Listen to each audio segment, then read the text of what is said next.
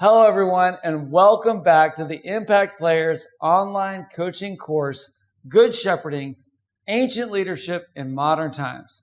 I'm Warren Maynard, the Executive Director of Impact Players, and today we have our friend and our guest host with us, Shiju Jacob, the lead elder of Summit Eastside Church in Issaquah, Washington. Shiju, thank you for joining us today. Good to be here. Awesome. So today we're going to be discussing session 7, which is all about shepherding practices for your children. You have a couple of younger girls.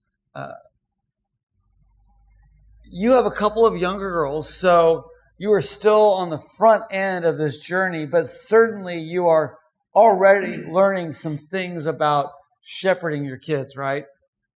Yeah, absolutely. They are just fireballs, lots of energy, never slow down, and they're both extroverts, which it makes our house very interesting. Lots of life, lots of life, activity, noise. Yes. And they always do what you say, right? 100%. A lot of dads seem to take two extremes when it comes to their approaches to parenting. Either they take on the ruthless ruler or the hands-off approach. One dad is that micromanager. The other is asleep at the wheel.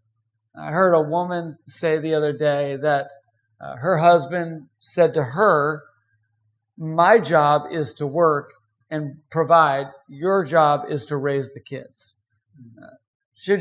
What do you think about these two extreme approaches of ruthless ruler or the hands-off dad? How do you navigate that? Yeah, I think both are extremes, as you well said. There needs to be, I think the scriptures teach that there is a balance between being hands-on, but also giving some latitude for them to have some range in expressing freedom and learning from mistakes and taking risks. And so my approach, my wife's and our approach is she is very hands-on. Not in a bad way, just she's very hands-on. She's a full-time mom. I'm working full-time and she was full-time at home. And so the dynamics of how we parent are a little different. I am also very, very kind of hands-off. I sometimes will just let the girls. Our home is like a zoo. There's just all kinds of toys for them to play with, and so they can really just preoccupy themselves with what we have at home. And so that's kind of been our approach. But I would say that both of those examples you presented are for sure extremes. And oftentimes it can kind of come down to the state of our souls, like we were talking about in a previous session. When I'm exhausted, my tendency is to just want to be hands off. Just leave me alone. I'm tired. I don't have any energy. I don't have anything to give. And let's face it, especially with the younger kids, it can just be so emotionally draining to spend that time with them. And yet, what's been so fascinating for me is that as now that I have a 17-year-old and a 20-year-old, naturally my hands are more off of the steering wheel because I'm like that proverbial dad that's running behind them on their training wheel, after they take their training wheels off, letting the bike go so that they can learn to ride on their own. That's right. Right? But you're in a different stage where, if you just throw a kid on a bike onto a road with no training, it's going to end up as a disaster. That's right. So part of what I've learned and part of what I think is so fun and interesting about parenting is that it's constantly dynamic. As soon as you start to kind of figure out how to parent a 3-year-old, she becomes a 4-year-old. And now you've got to figure out how to lead and to love your daughter in that stage of life. So let's talk a little bit about some of the parenting styles where parents are empowering their children to make the decisions and set the course for the home. What are some of the dangers of ceding decision-making control to children? You know what I'm saying? You've seen this before. The homes where it seems like the toddlers are calling the shots and the parents are running around like the chickens with their heads cut off. Let's be honest. Children, although on the surface they look like perfection and like little angels, they are evil. And they have a corrupt nature, right? From a biblical standpoint, they have a corrupt nature. So I never have to teach my children how to do wrong. They only want to do wrong, but I have to teach them how to do right. And so if that's the starting point for how our children operate in this life, that they know that they're masters of wanting to do wrong but need to be corrected to do right, then it doesn't make logical sense, rational sense to allow infants and little children control to make decisions, because they just simply are not equipped to do that because of their age. And the sad reality is that we live in an age today where children are empowered, young little children are empowered to have power and make decisions that parents cede to. And so a book that really transformed my life is by a NYU professor, Jonathan Haidt. He wrote a book called The Coddling of the American Mind. And in that book, he's talking about the very issue we're discussing here, that the developmental brain of a child is incapable of making rational decisions for themselves. And parents are called by God to raise them up, train them up in the way that they should go, right? Proverbs 22:6. So that when they get old, they do not depart from it. And so we are called to correct them and raise them, and giving them freedom to play, giving them freedom to make decisions in controlled environments, I think is wonderful. And I love taking my girls out to the playground and watching them interact with other strangers and children. And sometimes they get into arguments and they cry. But to me, I see that as a great blessing because they're learning how to cope and make decisions as young children in a controlled environment so that they can develop in a healthy way and know how to manage conflict as kids. Yeah, and I think that's a beautiful picture because there is that give and take, that balance between understanding the right elements and the right scenarios where you want to let your children begin to figure out how to overcome and how to make decisions on their own. And yet, at the same time, you don't give your children unilateral control over the direction, the mission, the vision, the schedule, the spending of your family, right? And, like I said, we've all kind of been in that scenario where we've seen the child at the grocery store that's having a meltdown and a frazzled mom is trying to, appease the child. We know people that spend every waking moment chauffeuring and shuttling their children around, trying to keep up with some sort of, crazy train schedule. And there doesn't seem to be a lot of leadership there. It's more reactionary. But before we're too hard on those parents, I think it's worthwhile to, admit our own personal struggles in our roles as fathers to balance between listening to our kids and loving them and also leading them well. So what are some ways in which maybe early on in this dad adventure that you've been on, where you've had to kind of course correct because you realize that somehow the parenting pendulum had swung too far in the wrong direction? I come from a home, an authoritarian home. I grew up in a very authoritarian home where my dad was very militant in how he raised me and my sister. And I promised that I would never be like my dad when I would raise my kids or my parents. So, guys, how many of you have had that same promise? I mean, I think almost every man, there's some way, some reason why they've said, I'm never going to do it like my dad did it. And unfortunately, I raised my kids like my dad.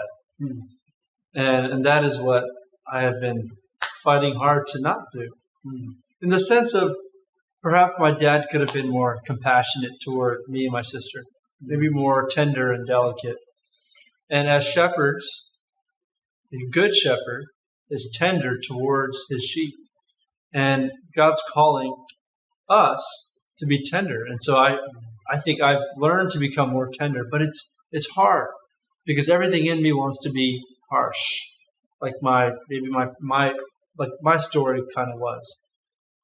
And so I'm trying to navigate the balance between being tender and gentle, giving them freedom to grow and learn from mistakes, learn from conflict and manage conflict, and not coddle them, right? And also to not be too aggressive, but that I would speak the truth to them in love, right? Ephesians 4:15. If when my kids are making mistakes, I'm not going to respond with aggression, or I'm not going to respond reactively as a father, because that's the worst thing you can do. Because then your child will believe that my dad hates me because he's getting mad at me for making a mistake. But parents should be wise enough to be proactive. Expect your kids to make a mistake and expect to respond in a godly, compassionate, and corrective way. And I think that is a healthy model for how your kids can develop as healthy human beings in the home. When you're able to balance both the corrective side of parenting and the tender side of parenting. Really, they should go together. They're interlinked. I love that. And I really want to just ask you guys to pause and think about that statement for just a moment. Expect that your kids are going to make mistakes. But that second part was so good. Expect that you're going to respond with compassion and with love and strong discipline and care, because it's kind of like sports. You know, if you imagine how you're going to do it when you get out on the court, you're more likely to do it when the ball is in your hands. And I think so often we don't imagine what kind of parents we want to be when those moments come. And as a result, when they come, we're unprepared. That's right. So that's a great, great insight. And, you know, I know you're a great leader. And one of the things that you've done a great job at, in my observation, is you've been really good about evaluation. And, you know, even kind of getting those 360-degree evaluations where the people above you, beside you, and below you in the organizational chart are all kind of giving you some feedback. And we don't necessarily get that opportunity a lot in the family. But, you know, now that my kids are older, the other day at dinner, my kids gave my wife and I a long list of things that they said that they would do differently when they became parents for themselves. And, you know, we smiled, Leah and I smiled and nodded, and then we laughed about it later on. Not that they didn't have some good points. They actually really did have some good insights. But most of us want to do some things differently than our parents did. But often we end up overcorrecting in the process and maybe going to the other side of the spectrum. And so you shared a little bit about how you said, I don't want to be like my dad and be the authoritarian. And yet I woke up one day and I heard myself and I said, whoa, I'm just like my dad. Are there some areas though on the other side where maybe, if you were to reflect on it, you might say, okay, I've gone a little too far in the other direction in some way as a parent? I can't recall that I am going in the other direction necessarily, because I'm still a new parent. My oldest is 5 and my other daughter is 3. But I'd say that I have to constantly bring myself back to the good news of Jesus, the gospel, in how I parent, so that I stay right in the center, that I'm centered in how I parent. Because just a few weeks ago, my wife called me out. She's like, you're being like your dad and your mom. And I grew up in an Indian community where some of the tactics for getting us to do good or to do right is by shaming you. So if you picked your nose right now, please don't pick your nose. But if you picked your nose, I'll wait till off camera. If you picked your nose right now, and I said, Warren, grown men don't pick their nose, you would feel shame. You'd say, oh, maybe I'm not a grown man. Maybe I'm not a man. You question yourself. And my daughter, Lydia, I put her in the car seat. She's 5. And all of a sudden, she instantly takes off her shoes in the car seat. And she knows not to do that. And I said, Lydia, big girls don't do that. And my wife came over to me. She said, you just shamed her. You just told her that she's not a good big sister because she took off her shoes. You invalidated her. You shamed her. You almost made her feel worthless because she took off her shoes. And at first I was defensive. Yeah. It's like, no way. I would never. I'm not like my dad. Right. And then I thought about it some more and processed it some more. I'm like, okay.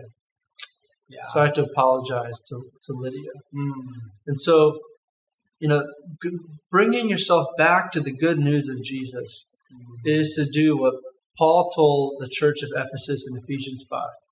He says to be kind to one another, forgiving each other, just as God in Christ has forgiven you, even with your children. Be kind to your kids, forgive your kids, and ask your kids for forgiveness. Talk about servant leadership. You want to lay down your life for your kids as a shepherd, then in humility, take ownership of when you've made mistakes as a parent. And I think that's been helpful for me because now my kids have developed new language that I never had growing up, saying, Dad, I forgive you. Wow. That's amazing.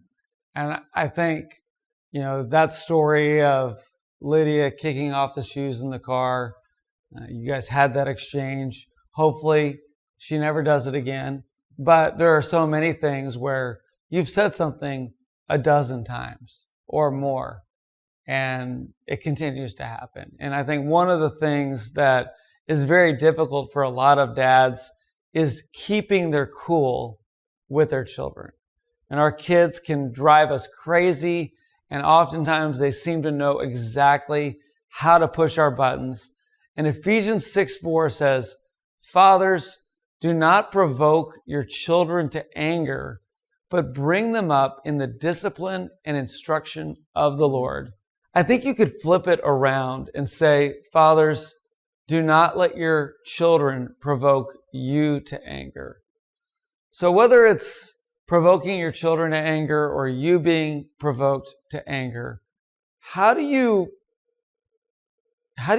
keep a constant presence of cool and control in your family, especially when the kids are, bouncing off the walls or disregarding what they know they're supposed to do? One word: humor. Humor. Okay. That has been the winning answer every time, the winning response every time. Yeah. Because if we go back to, instead of being reactive to when your kids mess up, and instead be proactive, expect them to make mistakes, then my heart's already prepared to respond. And I always respond as Mr. Silly. Okay. And that works every time. Yeah. And then from there, we have the conversation. Right. Like Lydia and Thea will fight, and they'll tear, they'll fight over a toy or a new stuffed animal. And then I'll be really, really funny, where they have no choice but to laugh. Yeah. And then we'll sit down and we'll have the conversation. I love that. And I had no idea you were going to answer in that question that way, but that's been a go-to tactic for me, for my kids as well. And it's an awesome tool to be able to diffuse a situation, to get their attention, to win over their hearts, and then to, like you said, put them in a position to receive whatever instruction that we need. And I think that's a really wonderful gift that we can give our kids, is to, number one, don't take yourself too seriously. We want our kids to love God and to, be serious about their faith and who God has created them to be.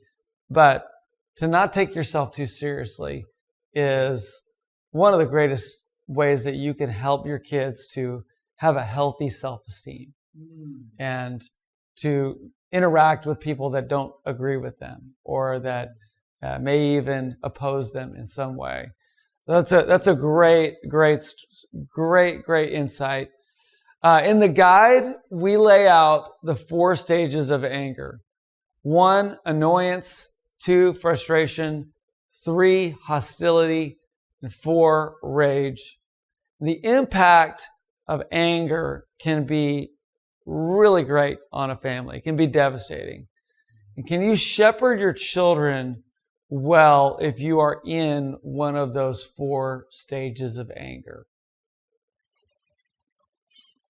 No, it's not possible. We're allowing their decisions to influence our response. And I think with children, they are so young and naive, and they are meant to learn how to do right. They're meant to learn new behaviors that help them cope with their present situation, or to help them learn how to express themselves in difficult situations. And so, if I'm the parent who's decades older than them, and if I'm reacting in a way that's not helpful, then the shepherding the shepherding approach is not going to work. A good shepherding approach won't work. Because you're leading from a place of sin. Yeah, I think being an impact player, we talk about this a lot. It's being a thermostat, not a thermometer. Thermometer just reflects the temperature in the room. A thermostat sets the temperature. And when a dad or a mom use language like, look what you made me do, or you're making me angry, or I wouldn't have reacted that way if you hadn't have, disobeyed me. What they're ultimately saying is that I can't control my own emotions. You, as a child, you are the puppet master of my emotions, right? And so we're called to be the thermostats. That's right. Our kids can be melting down in a grocery store. And if you haven't had that happen, count yourself blessed, because I know I have. Likewise. But as the blood pressure rises and the face begins to boil with a mix of anger and humility and humiliation, ultimately, I'm still in control. and the Spirit is in control of me.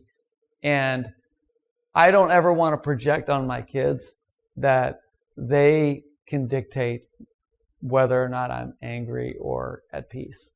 And I think that's an important thing for men, especially to really bring to the table in their home, because I think that one of the greatest gifts that we can give our families is the gift of a non-anxious, peaceful presence.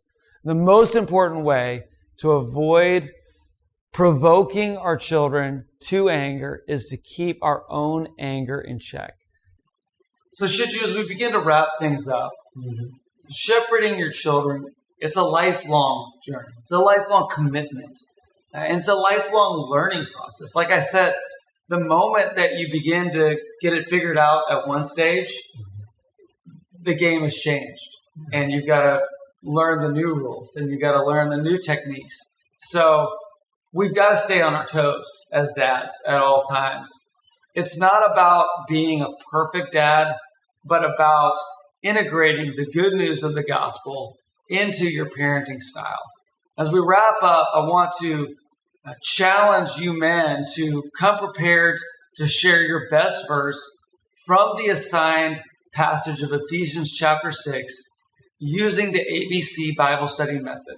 And don't forget our scripture memory verse, Deuteronomy 4:9. Only take care and keep your soul diligently, lest you forget the things that your eyes have seen, and lest they depart from your heart all the days of your life. Make them known to your children and your children's children.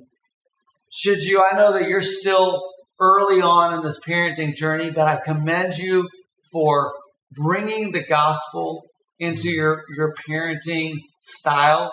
A gospel-based parenting style is the only way to really lead our kids in a way that reflects the Good Shepherd. And we're all going to have those things that one day, like my kids did to me recently, they're going to say, Dad, I wish you had done this differently. But we don't have to be perfect. All we have to do is be faithful.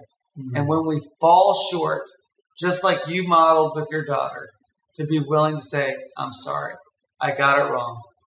Will you forgive Daddy? And guys, I just encourage you, make that your approach as well. Thank you all for joining us today. Remember, you are not alone in this journey of fatherhood. Seek wisdom, learn from others, always rely on the guidance of the Good Shepherd, and don't forget to laugh every once in a while. We'll see you guys next time.